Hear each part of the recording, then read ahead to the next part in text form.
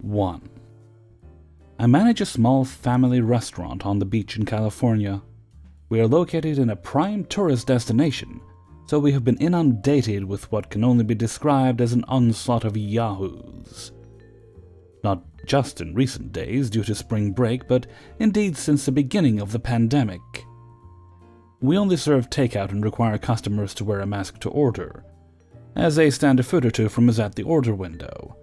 Meanwhile, this absolute biatch of a pregnant woman has been coming here for several weekends now and arguing with my employees, refusing to wear a mask because she's pregnant. We backed down, unable to comprehend such cylindrical logic, but after her last visit I saw her and her giant family in the liquor store next door, all not wearing masks. So this visit, we decided not to listen to her bullshit and refuse her service if she does not wear a mask. She begrudgingly accepts our offer of a disposable one, orders, and when picking up her food, asks the name of the employee who took her order. Uh-oh. Sure enough, that night, I was greeted by a fresh 1-star Yelp review. However, instead of the virulent anti-mask bullshit I was expecting, this monument to the human condition had invented a fictional scrawl, where she claimed to have instead witnessed some other pregnant woman and the mean face of my employee as he tread on her dumb beliefs, made her wait until he was done texting, and that she had even raised her voice, telling him to leave her alone. She suggests customers go to the $3 pizza next door instead, and, well, that's where the story would end, if I had not done what I almost always do with angry reviews, and checked her past review history. There I discovered that, shockingly enough, she had claimed to have seen nearly the same offensive event happen to yet another pregnant woman by a nose-out, very mean chain sandwich shop worker who was on her phone the whole time, and even made the pregnant woman cry. Wow. Anyways, we will not weep for the lack of business from her and her swarm of children. Have fun eating $3 pizza instead. Love, the management. 2. Please be aware the following story includes a traffic accident involving a dog. So I worked a double today, as in Sunday the 2nd. Lunch shift was quite typical, made $113, nothing too crazy. Initially I was supposed to be upstairs that night, however I was informed I was now in first section and thus was closing. Cool, sounds good. No, not good. I was then told we were down a server. Great, so now it's myself and the second section lady, an older veteran server. We call her Aunt Vicky. Anyway, we now have a total of 8 tables each. Then the dinner rush starts. Bam! Double sat. Boom! Another table. Triple sat. I'm running around the whole damn restaurant taking drink orders, running drinks, getting app orders, entrees, you know the drill. I'm trying my best to maintain excellent service and bring a certain level of entertainment to my tables. At this, I do fairly well. Anyway, Vicky and I fucking killed it. My manager said she was quite impressed and proud of us. I ended up clearing $340 for a total of $453 for 12 hours. Pretty damn good day. But the insanity of my night wasn't over. Oh no. It was just getting started indeed. As I was headed home on a country road, cruising about 50, a fucking dog runs into the road.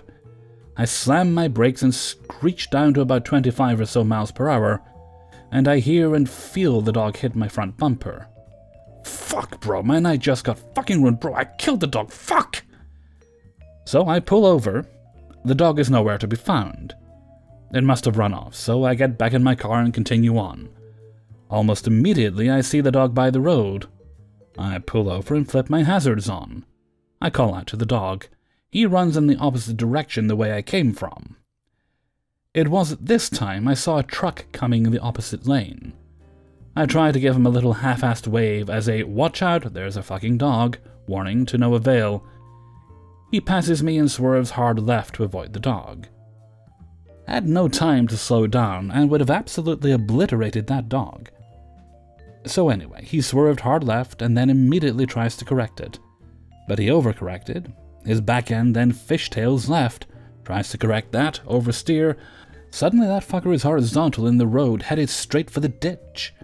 He then proceeded to roll several times and end up sideways in someone's driveway. I was standing in the road, absolutely awestruck at what I'd just witnessed. I ran back to my car, grabbed my phone, and sprinted toward the wrecked truck. Siri, call 911. Nothing. Siri, call 911. Nothing. Fucking thing. By this time, I'm coming up on the wreck. The dude is already out of his car. I'm okay, he says. Do you want me to call 911? Yes. So I do. He knocks on the door of the house and we get the address. Fire shows up. They call EMS in to check him out. State trooper also showed up and took my statement. All in all, the driver escaped unscathed, which is unfortunately more than I can say of the dog. 3. I've been stuck in this industry since I was 18. I've gone through phases where I hated it, where I was mildly content, where I loved it, and where I was just resigned that it would never change. I always thought I'd finish school and be a teacher. That didn't end up coming to be for a number of reasons. I've hated most restaurants I've worked in. The ones I have loved have either closed or I've had to move. Or management changes and I get screwed or fed up. For a while I had a job at a fantastic place in New Orleans. Great money, awesome owners, always busy, and plenty of ability for advancement. Free food before every shift and management that respected staff. But I hated living in New Orleans, so I had to leave to come back to Houston. From 2016 to 2019, I had the best job I've ever had. Old establishment that was family-owned in downtown Houston, right in the middle of the office buildings. Closed on Sunday, only open Saturday night, and closed on weekdays at 9. 85% of business was at lunch. Small staff of people who have been there for 5+ years. Owner came in every day and spoke with everyone. Had lunch with staff, gave bonuses, and let us take home food that would have been thrown out. Even allowed me to donate some to the homeless downtown. My weeks were almost always the same. I'd work lunch from Monday through Thursday and make $100 to $175 from 11 until 1. Come in at 10:15 to set up and usually be out before 1:30. A couple of nights I'd work dinner, which was slower, but usually only required one server, maybe 2. Sometimes more if we had a big party, which we did at least 3 nights a week. No servers, bartenders, so we were allowed to make what we needed, which was awesome. I was allowed to bartend and close and manage. Saturdays, I was often the only one there, aside from the busser, hostess, and kitchen. Shift drinks every night at half off. Made almost $40,000 per year. Would have never left, but the owner had issues with the landlord after Hurricane Harvey, and eventually we had to close. But he moved heaven and earth to keep us open and employed as long as possible, and we knew months in advance when we were closing. I never found anything even close to that good. First there was a management position and an owner who was a complete monster and watched us on the cameras and would call or come in to scream about the tiniest things. Then I did find somewhere I loved. But the owners who had the money forced out the owner who had the idea and the personality, and replaced him with a greedy jerk who refused to honor a time-off request I had made months earlier. So I quit. The last job was already proving to be miserable. Owner was two-faced and let a server who was an old woman and a backstabber and rude be in charge. But then COVID hit. I immediately used my high-risk status to stop going in. Was going to take their PPP payments, but we had to come in for 1 or 2 shifts. I agreed, and the aforementioned server who was in charge scheduled me 6 days with 4 doubles. Nope. I've been collecting the expanded and extended unemployment since. It runs out in September. I'm using the time off to finally make a long dream a reality.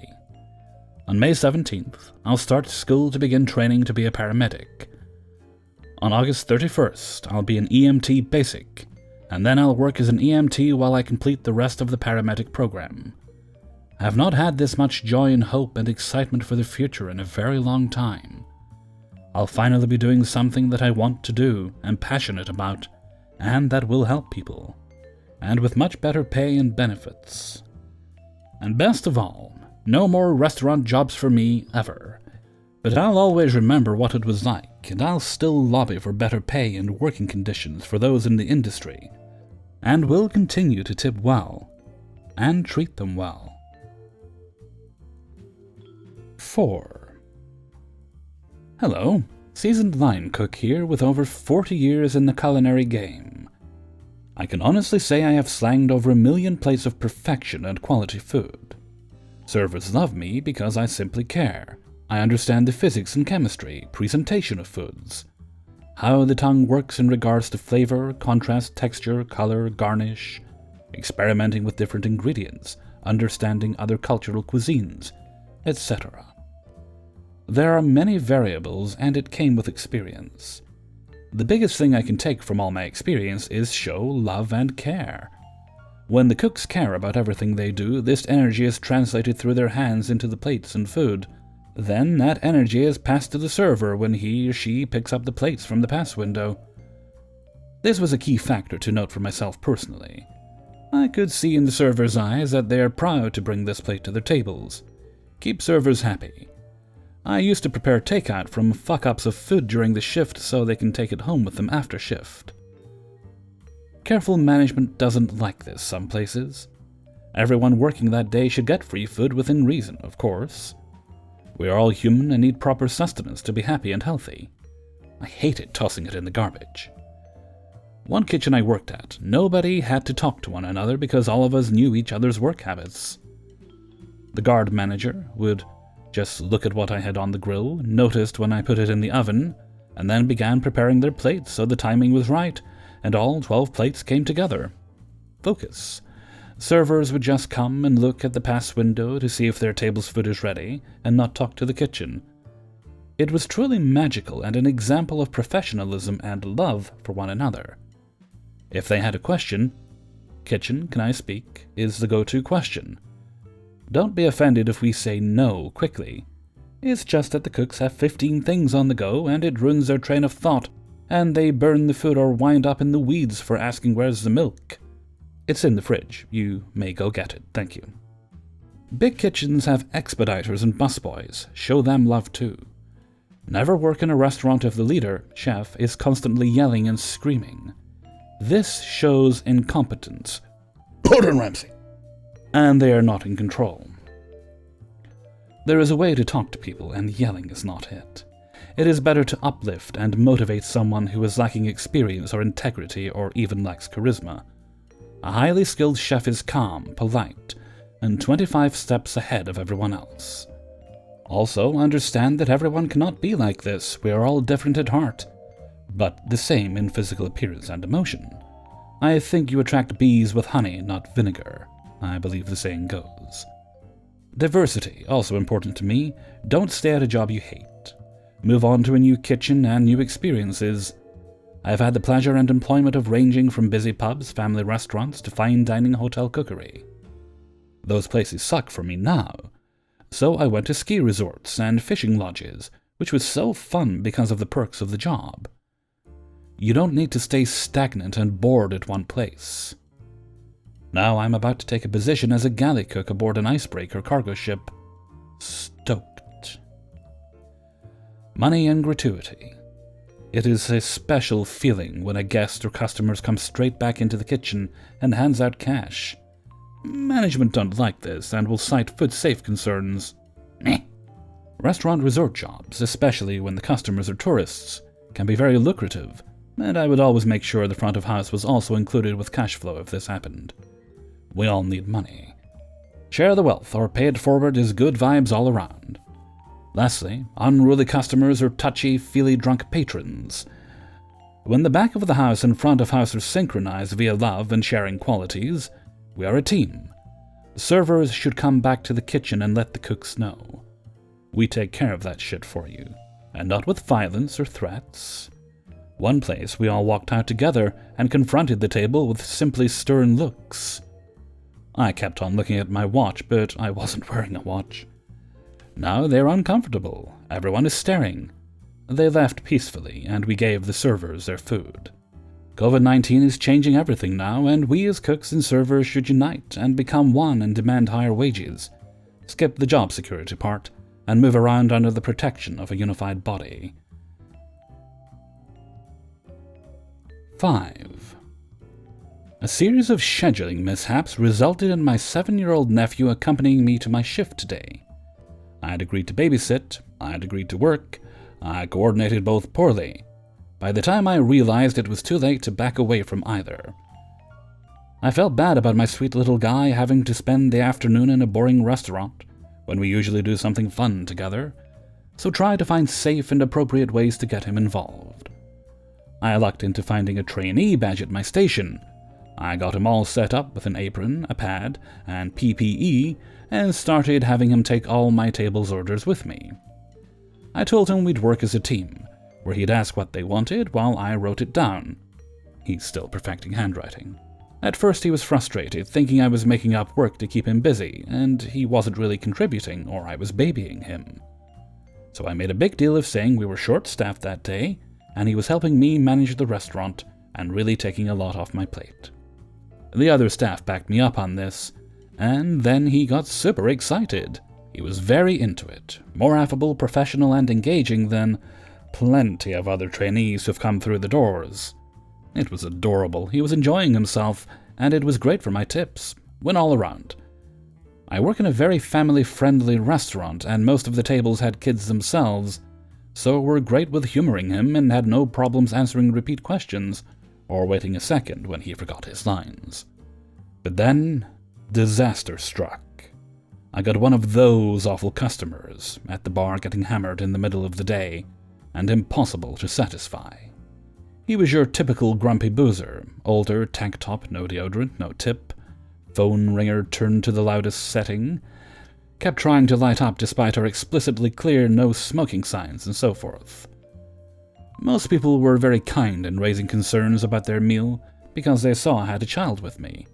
Regulars who I know to be the type to shout, "Ketchup!" across the room or snap their fingers to get my attention, were instead flagging me down and saying to my nephew, "Excuse me, young man, when you have a second, would you mind getting more ketchup, another glass of water, a new place setting, or whatever the case?" Started thinking I should take him with me to work every day. But this bar patron was shouting, "Another!" and pounding his fist and making a scene. I had my little guy hang back while I was dealing with this patron. But the restaurant isn't huge. He could clearly see what was going on, and I could tell he was clocking my interactions with this bar guy. I gave the bar patron several quiet reminders as to how he needed to conduct himself, but they did not penetrate at all, and I was becoming visibly anxious. Not only because of my nephew, but out of concern for the comfort of the other tables and bar patrons.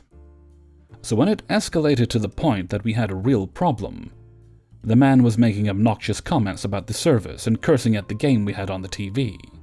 My nephew was not the only kid we had in the place, so that was particularly unacceptable. Every time his team did something he didn't like, it was all, "Those fucking bastards! Suck a thick cock!" Yeah. I told him more than one time to cool it, but the game was almost over. It seemed like he'd come in to watch it, so I figured once it wrapped up he'd leave, and I could avoid a confrontation in front of my nephew. I figured he'd be nervous with all the shouting and profanity. So when my nephew piped up to speak the next time the bar patron made a crack about the terrible service, I was not anticipating this young boy to say in a severe tone, "Buddy, cool it. You've been warned." I wasn't sure whether to laugh from nervousness of my own or from being impressed, but I tried to signal to him that I had it handled without throwing additional fuel on the fire. We had maybe 15 more minutes of peace. Then someone in the game scored or didn't score or something undesirable for his side, and he erupted yet again with a string of profanity. We sort of tolerate a little of that behavior after about 7 p.m., but not during the day, and I'd already tried to set him straight more than once. I was getting really harried, and we actually were short-staffed that day, so I was not nearly as mentally or physically equipped to deal with it as I otherwise might have been. Before I can make up my mind as to how we'll handle the situation, my nephew charges over and goes, "All right, that's it. Settle your tab and find the door." I wanted to rush in to intervene, but I just froze. Everything was so tense I lost my ability to speak the English language, my only language, for a few seconds.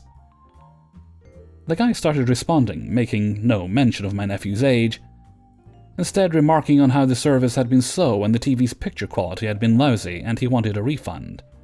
My nephew goes, "Don't like it here? Then it's a good thing you're leaving, but not before you settle up." And then he gives me this affirmative nod like we were foxhole buddies or political allies. That snapped me back to reality, and I was hurrying to get in the middle of them. But before I knew it, my 4-foot-something nephew is chesting up and practically shouting, "Are you leaving, or do I have to make a call?" And the guy was stunned into silence. Both because I'll bet he was unsure of what my nephew meant by that. I know I was. But also because he probably noticed he had attracted the attention of the other bar patrons, who were just as upset about how this game was turning out, so eager for an excuse to get physical. Like an old guy picking on a young kid. If I could feel them staring daggers through him, he certainly must have, even in his altered state. So he slapped some money on the table, the bartender didn't even bother to count it, and he stumbled off. We watched and made sure he wasn't driving. I was relieved the conflict was resolved, and the rest of the shift went off without a hitch. My nephew was even more popular in the restaurant for the remainder as well. When it all finally wrapped up, and I had a second to catch my breath and clear my head, I asked him where on earth he got all that from. Perhaps not surprisingly, he said, I don't know. It's how I saw the bar people on TV talk."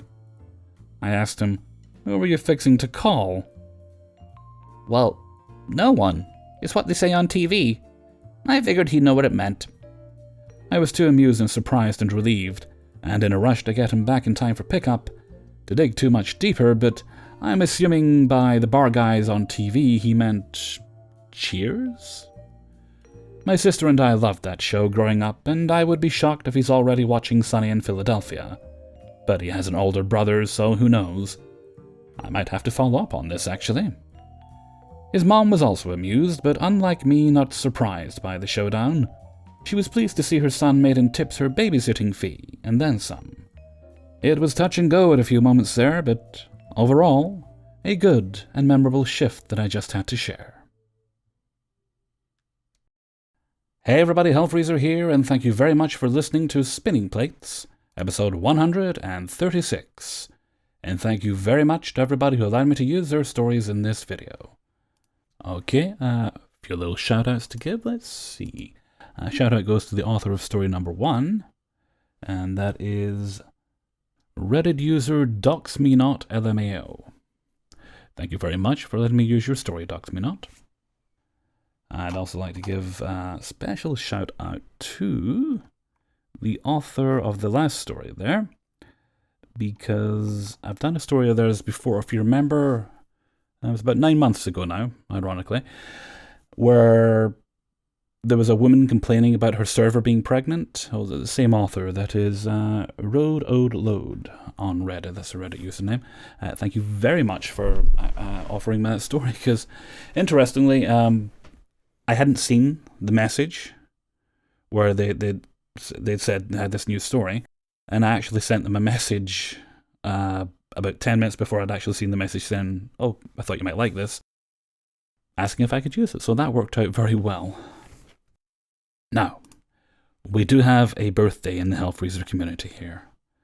Our friend Malefius is 21 years old today. Today you are a man, my son. So naturally, I believe he's sampling some booze, now that he's legally old enough to do so. I think we all know what's coming next. Happy birthday to you. Happy birthday to you. Happy birthday, dear Malefius. Happy birthday to you. Alrighty, I think I'm going to wrap things up there. So until next time, thank you very much for listening, and take very good care of yourselves.